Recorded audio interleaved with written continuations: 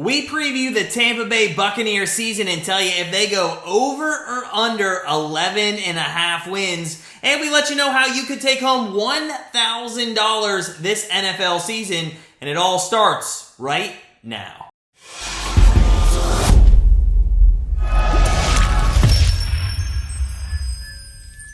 What's going on, everyone? It's Matt from Grandstand Bettors, and last year we cashed on 70% of our season win total predictions, so we figured why not run it back in 2022? We're also excited to announce our second annual NFL betting contest is now open at grandstandbettors.com. The link is in the description. Go sign up for free for your chance to take home $1,000 cash and other great prizes throughout the season. But without further ado, make sure you hit the subscribe button, smash that like button, because it is time to dive into the Tampa Bay Buccaneers season preview, and the Bucs have a season win total of 11.5.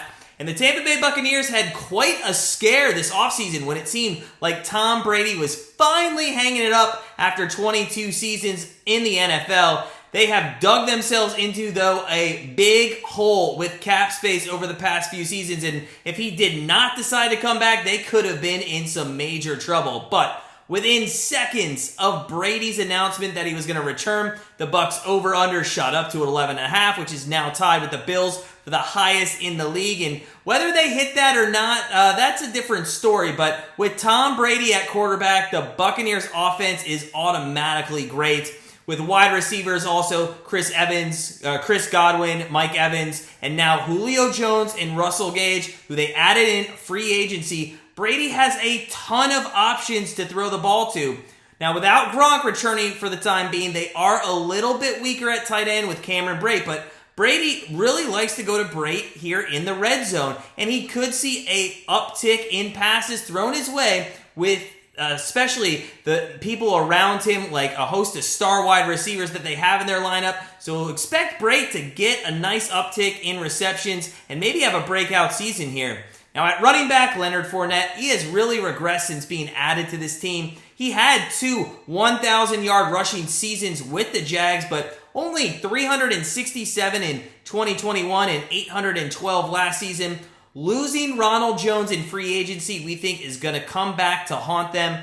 Fournette missed 3 games last season because of hamstring injuries. And listen, in all honesty, that injury really lingers with NFL players, and it's not good if he gets injured this year because his backup now is Rachaad White, a rookie out of Arizona State who was drafted in the 3rd round. That is a huge step down compared to Ronald Jones. Now, Fournette's injury is only the beginning of injury issues that they had last season. Chris Godwin missed a huge chunk of games with the injury problems. We know Julio's track record with injuries over the past few seasons, and their offensive line had some injuries late in the season that really hurt them, especially in that NFC divisional playoff game against the Rams. Aaron Donald, if you remember, and others flooded the pocket all game and made it hell for Tom Brady. Now, signing Shaq Mason at right guard from the Patriots was a good addition in free agency, but we don't think it's going to be enough for this line to take that next step that it needs to take to be elite.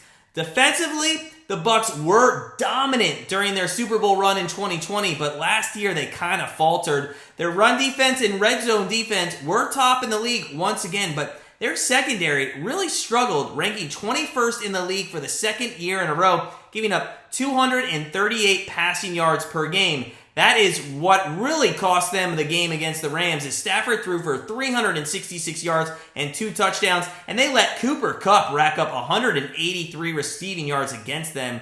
The Bucs also allowed the most completions last season of any defense, and they had the most passing attempts against them with 680. That's 40 passes against their secondary in each game.